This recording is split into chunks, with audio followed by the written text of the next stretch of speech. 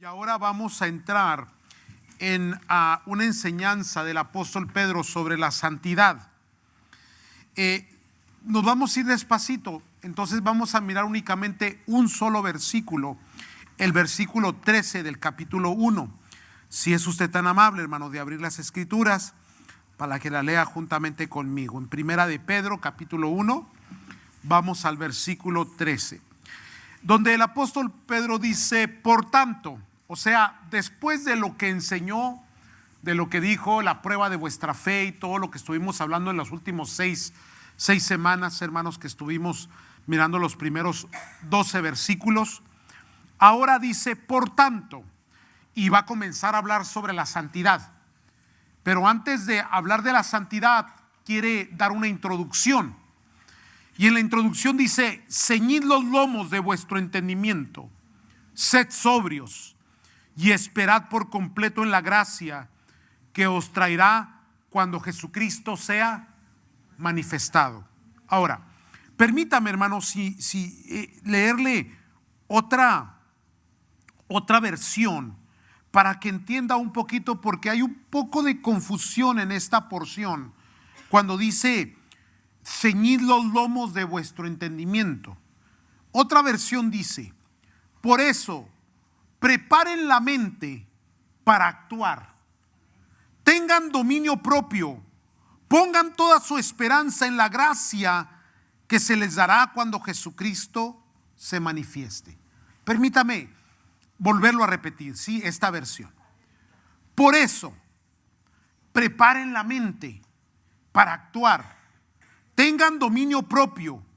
Pongan toda su esperanza en la gracia que se les dará cuando Jesucristo se manifieste. Después de la salvación, después de recibir a Cristo Jesús, no es el momento de quedarse con los brazos cruzados y decir: bueno, la gracia me alcanzó, la gracia me salvó, ahora voy a confiar y a descansar en el Señor. Creemos profundamente que cuando recibimos a Cristo comienza una tarea, un trabajo, comienza un envolvimiento, una participación dentro del cuerpo de Cristo, hermanos. Comienza, hermanos, una carrera. Comienza, hermanos, un camino que te va a llevar a la eternidad. Por lo tanto, hermanos, la Biblia nos exhorta bastante a entender que después de la salvación que Cristo nos ofrece, ahora viene la voluntad de Dios. Y el propósito de Dios es que cumplamos su voluntad, cumplamos sus propósitos, cumplamos lo que Él ha definido para nuestras vidas. Y uno de los propósitos de Dios para nuestras vidas, una definición de Dios para nuestras vidas, es la santificación. Más adelante, en las próximas semanas, estaré explicando la palabra santificación. No voy a entrar de lleno en ella. Pero usted sabe, porque ya a algunos se les ha enseñado bastante, que la santificación es ser separado para Dios. Básicamente ahí está la base de la santificación. Después hablaremos de la santidad de Dios y todo aquello. Entonces, después de la salvación viene la voluntad de Dios. La voluntad de Dios es que nos santifiquemos. ¿Para quién? Para Dios, hermanos. Y luego, ahora sí entramos, después de haber explicado esto, entramos en el texto. Por tanto, ceñid los lomos de vuestro entendimiento, o en la versión que les decía: por eso, preparen la mente para actuar. Preparen la mente para actuar. La palabra ceñid los lomos de vuestro entendimiento, hermanos, ceñid, se entendería un poquito más fácil si comprendiésemos que en la antigüedad las vestiduras no son como las vestiduras de hoy. Las vestiduras eran vestiduras siempre largas que cubrían todo el cuerpo. Y regularmente estas vestiduras a veces eran estorbosas para hacer las actividades diarias. Por lo tanto, se amarraban, o decir que se ceñían es como decir que recogían aquellas vestiduras largas que cargaban y se enredaban en la cintura y se ceñían a la cintura para poder hacer los trabajos manuales o el trabajo de campo o el trabajo regular. ¿Me están siguiendo, hermanos? Entonces, lo que sí está diciendo la Escritura es prepárense, prepárense. Pero no una preparación de las manos, de trabajo, actividad física, pero está anticipando y diciendo, preparen su mente para lo que viene. Preparen su mente para lo que viene. ¿Por qué, hermanos? Porque la mente es el área donde más batallan los creyentes. Es el lugar de lucha, de dificultades y de angustias que pasamos todos los creyentes, hermanos. Por eso Isaías dijo, Él guardará en perfecta paz aquel cuyo pensamiento en Él persevera, porque en Él ha confiado. ¿Qué quiere decir eso? Que el que persevera en Dios, Dios le guarda su mente, hermanos. ¿Sí? Y luego, hermanos, el primer y más grande mandamiento: amarás a Dios con todo tu corazón, con toda tu y con toda tu mente. Con toda tu mente, hermanos. Y luego Romanos, Pablo nos dice que hay que renovar el entendimiento, hermanos. Entonces acuérdense que ya le había mencionado que la Biblia, la fe no está divorciada de la razón, que se puede razonar la fe, hermanos. Y que la fe, hermanos, aunque a veces nos lleva a creer lo sobrenatural y lo imposible, no quiere decir, hermano, que esté totalmente desligada del razonamiento. ¿Por qué digo esto? Porque la mente lo razona todo. Lo razona todo. La mente quiere entender muy diferente al corazón. Ahora, la psicología no entiende la posición del corazón. Nosotros la entendemos desde la perspectiva espiritual. Para ellos, lo único que existe en el ser humano es una psiquis, es un cerebro que procesa, un procesador de información. Para nosotros, el ser humano es mente, pero también es corazón. Sí, porque la Biblia enseña que nosotros tenemos corazón, y cuando Cristo viene a nuestras vidas, ¿qué nos pide? No nos pide la mente, nos pide el corazón. Porque el corazón en la Biblia es el centro de las intenciones. Entonces, ¿cómo podemos explicar la diferencia entre mente y corazón, hermanos? Que la mente es la que percibe a través de los sentidos toda la información que procesa, y ese procesador envía la información al corazón, y del corazón salen los buenos o los malos pensamientos. Porque el corazón procesa. Por eso decimos que hay gente que tiene buen corazón o que tiene mal corazón. Sí, hay gente que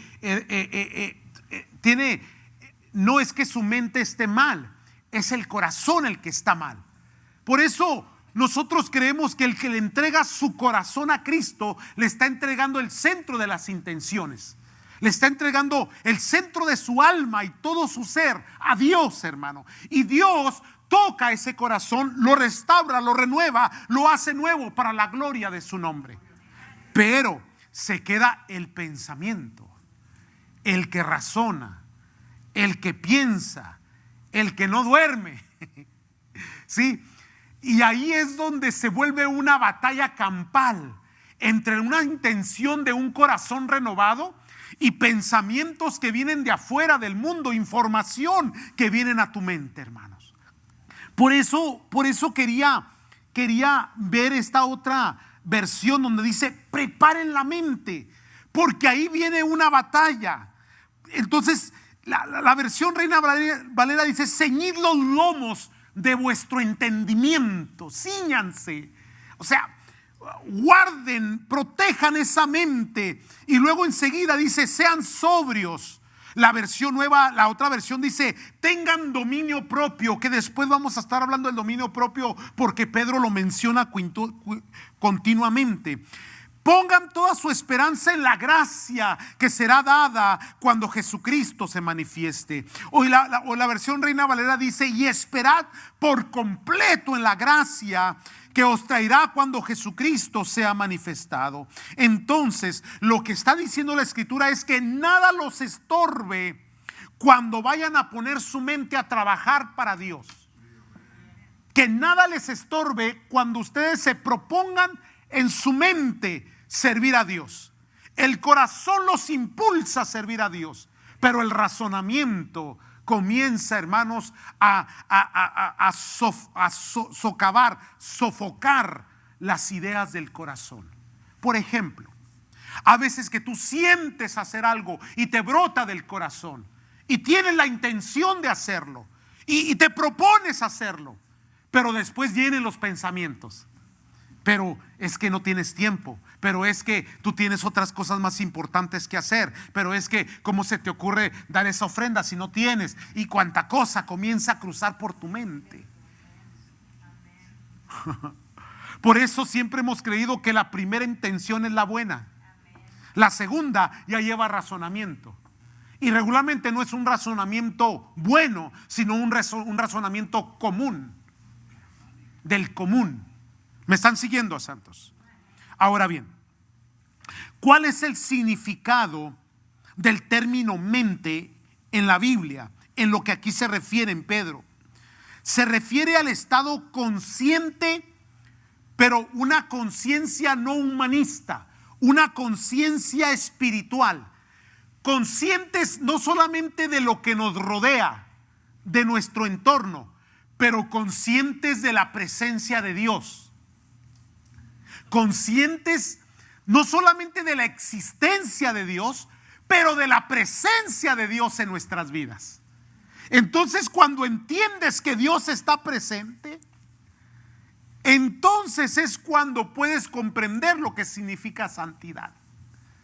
Están muy callados, pero bueno, a ver si lo explico mejor esto.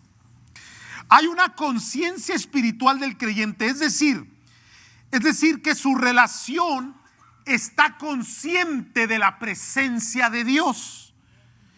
Este término también significa que su mente está lista y está en condición de pensar activamente en promover el nombre, la voluntad y el reino de Dios. Otra vez, este término también significa que su mente está lista y en condiciones de pensar activamente en promover el nombre de nuestro Señor Jesucristo, la voluntad de nuestro Dios y el reino de Dios entre nosotros, hermanos. La mente que tiene que ser dominada, que tiene que ser sometida, sujetada, la cual a veces divaga, la cual a veces medita y a veces se va afuera de lo que es la fe, de lo que es la voluntad de Dios, los preceptos de Dios, y batallamos con ello. Siempre vamos a estar luchando con ello. Por eso es que la mente debe estar libre de todo estorbo, porque si permitimos que otros pensamientos nos invadan, no podremos servir al Señor, hermanos. La palabra mente en el griego, en el original, es nous, el asiento de la conciencia reflexiva. No se puede servir a Dios únicamente con sentimientos. Tenemos que servirle con la mente, con el razonamiento. Porque cuando la gente le sirve únicamente con sentimientos, con emociones, el día que no siente abandona y deja tirado todo. ¿Me están siguiendo, santos? Y dentro del movimiento pentecostal, de nuestro movimiento, hermanos, hay mucho de esto. Por eso es que tenemos tanta gente, hermanos, inconstante, que basa su servicio a Dios únicamente en lo que siente, pero no basa su servicio a Dios en una concentración de su mente, ni en una reflexión de que a pesar de que las condiciones no sean aceptables y que las cosas no estén bien, hey, no importa, yo voy a servir a Dios, yo le voy a amar, porque dice: amarás a Dios con toda tu alma, con toda tu mente, con todas tus fuerzas, con todo tu ser.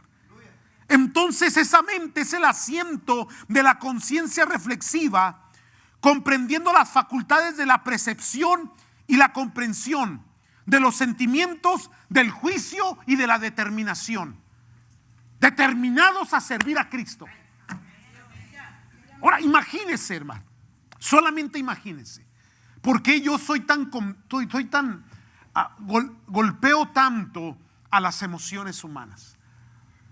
Porque imagínese a los primeros servidores de Cristo en los hechos. A Esteban, el primer mártir apedreado. A Pablo, a Bernabé, a Pedro, encerrados, encarcelados. Pablo en un momento fue golpeado, apedreado de tal manera que creyeron que estaba muerto.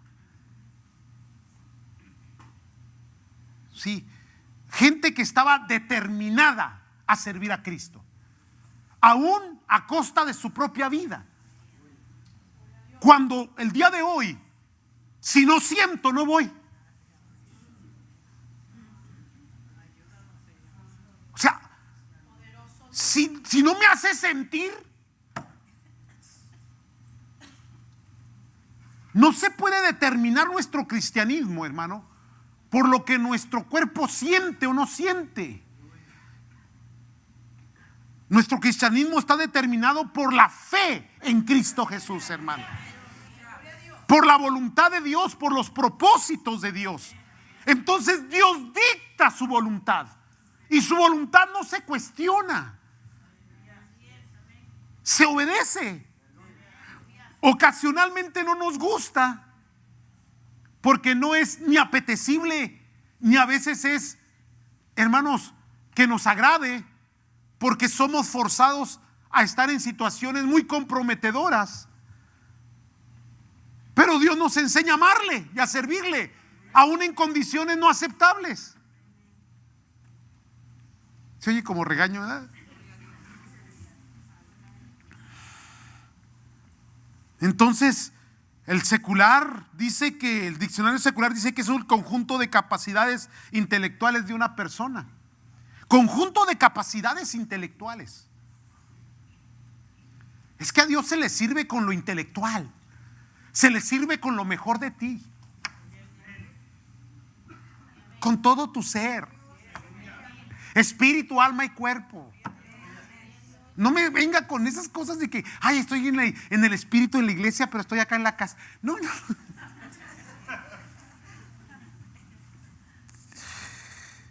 Entonces, en la Biblia mente, fíjese bien, en la Biblia mente a veces puede referirse al corazón y a veces puede referirse al razonamiento.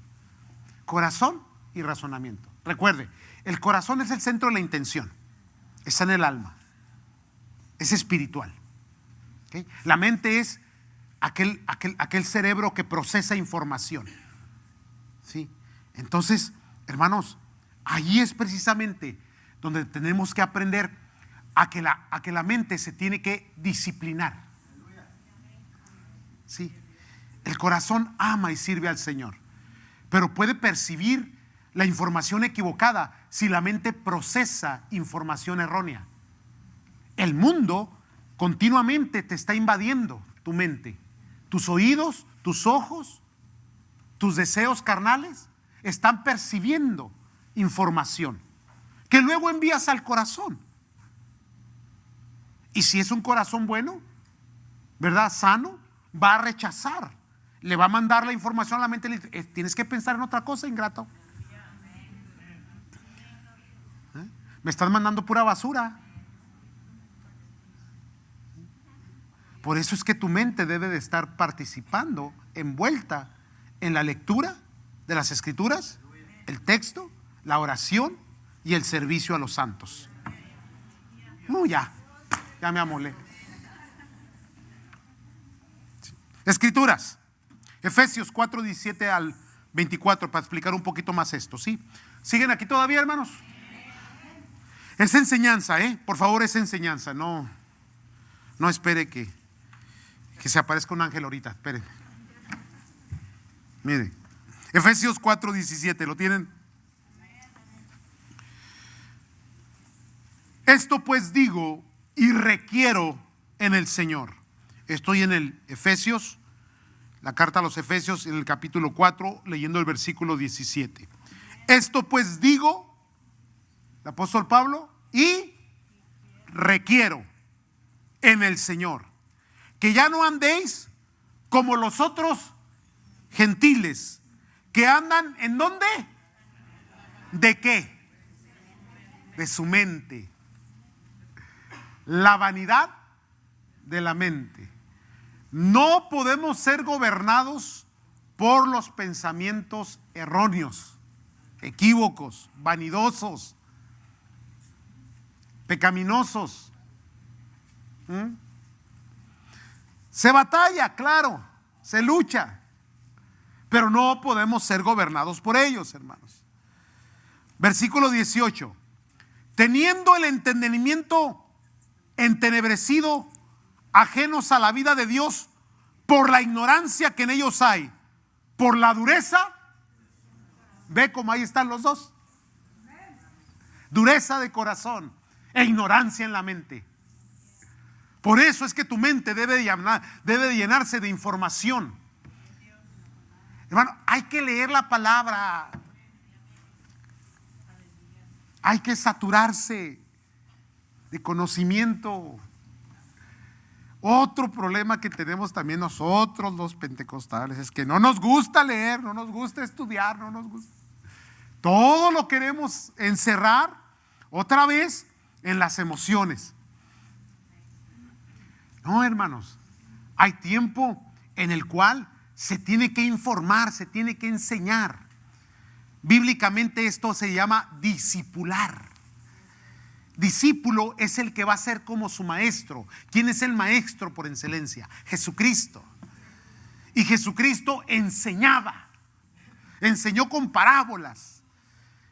Sí, enseñó con el Antiguo Testamento. Enseñó.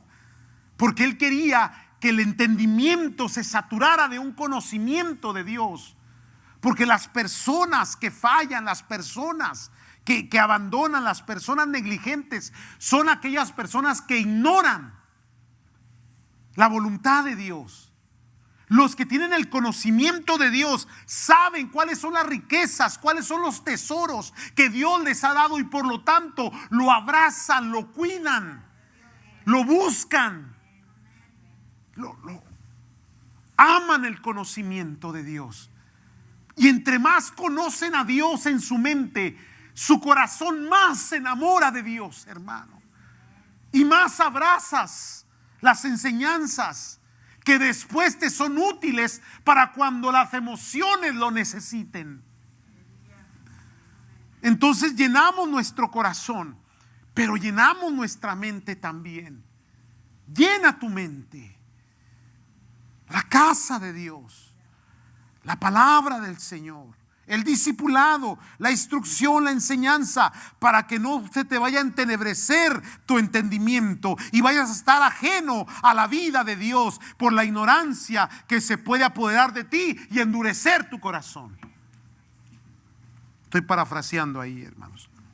Entonces dice el 19, por lo cual, discúlpeme, los cuales después que perdieron toda sensibilidad, se entregaron a la lascivia para cometer con avidez toda clase de... ¿A dónde te lleva la ignorancia? Al pecado, a la pecaminosidad. Por eso hay que conocer la santidad de Dios. Y esa nos va a cuidar, y esa nos va a mantener, nos va a sustentar, hermanos, que hablaremos de ella más adelante. Entonces dice el versículo 20, mas vosotros no habéis aprendido así de Cristo. ¿Qué dice ahí? Aprendido. Ponga, si quiere ráyela ahí. Aprender. Entonces, ocasionalmente interpretamos que todo viene de una manera fuerte, golpeadora, de una manera emocional, de una manera... Y no, hermano, también entra por el entendimiento.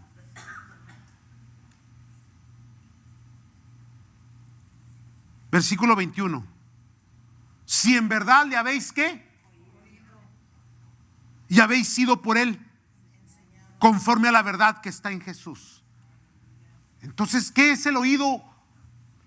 Es un sentir, es una, ¿qué les dije que era? El oído es una, híjole, qué bárbaros, tan peor que yo. Estamos iguales. Es un sentido que absorbe información.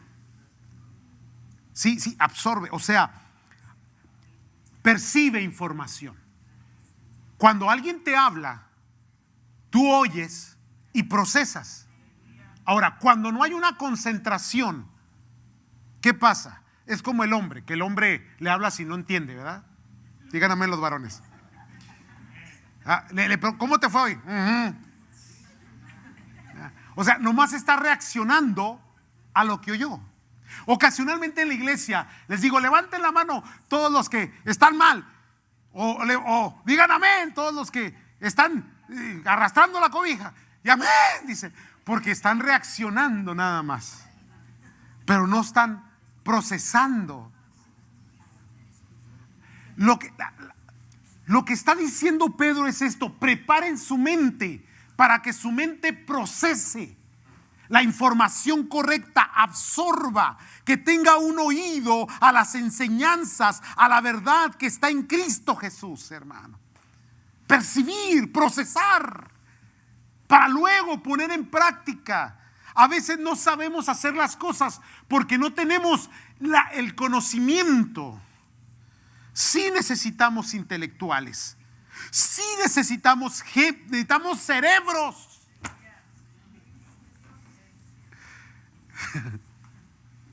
Si somos mucho sentimiento, poco cerebro. ¿Se acuerda que le enseñé que a veces tenemos que tener todas las cosas balanceadas? Por ejemplo, ahí va. El cuerpo del cristiano que no se informa es un cuerpo que tiene una cabeza, ¿qué? Muy pequeñita, y un cuerpazo así de musculoso. Entonces se vuelve torpe. Otros son muchos que muy dados a la letra, y su cabeza está y su cuerpo está. ¿Por qué no podemos ser normales?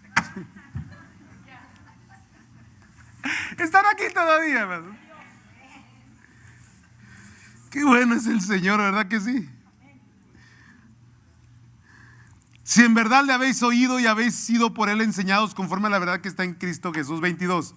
En cuanto a la pasada manera de vivir, despójese del viejo.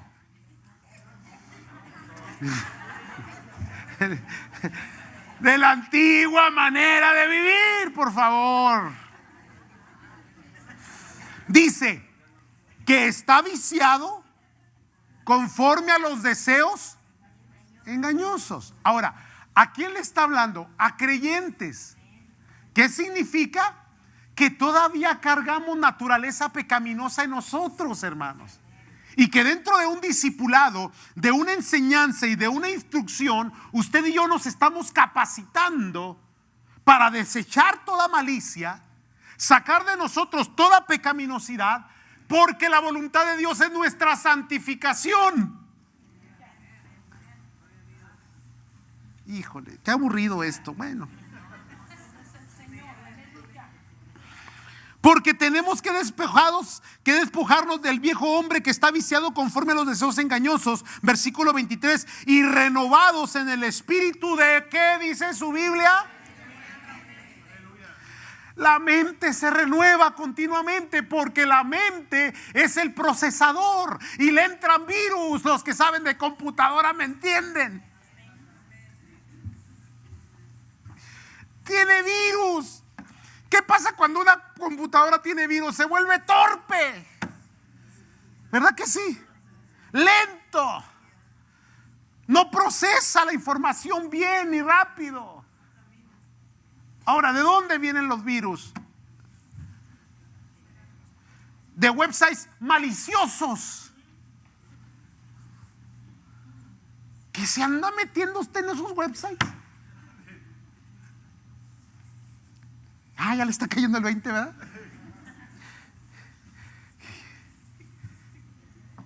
O sea, ¿qué le importa lo que el mundo hace o deja de hacer?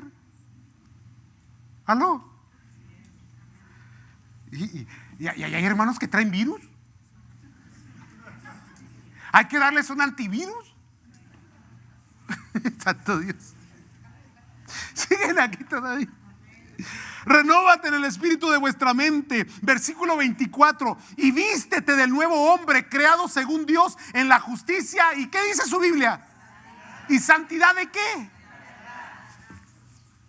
Híjole, ya los voy a dejar ir, pero antes les voy a dar otra escritura. Primera de Corintios 2, 14 al 16. Ahí va, ahí va. Este está buenísimo. Primera de Corintios 2, 14 al 16. Primera de Corintios 2, 14. Dice: pero el hombre natural no percibe las cosas que son del Espíritu de Dios, porque para él son ¿qué? Ahora, ¿por qué les son locura? Porque los procesa con una mente carnal. Vuelvo a repetir, no podemos divorciar la fe del razonamiento. Antes bien, la fe tiene que tomar control del razonamiento, porque el razonamiento no solamente es natural, material, pero es espiritual. ¿Me están siguiendo, santos? Por eso es necesario nacer de nuevo en Cristo Jesús. Y hay gente, hermano, que no es que esté estancada, no es que no quiera, es que es simpatizante nada más. Es simpatizante. No ha nacido de nuevo. O sea que no le cae el 20 todavía, pues, para que me entienda mejor. Entonces todas estas cosas le son locura y no las puede entender porque se han de discernir espiritualmente. Versículo 15. En cambio, el espiritual juzga todas las cosas. Tenemos un juicio, un entendimiento, un razonamiento espiritual que te da una superioridad, te eleva a otro nivel. Por eso tu moral es mucho más alta que la del mundo. Por eso tu estilo de vida es mejor que la del mundo. Por eso tu calidad de vida es mejor que los de allá afuera.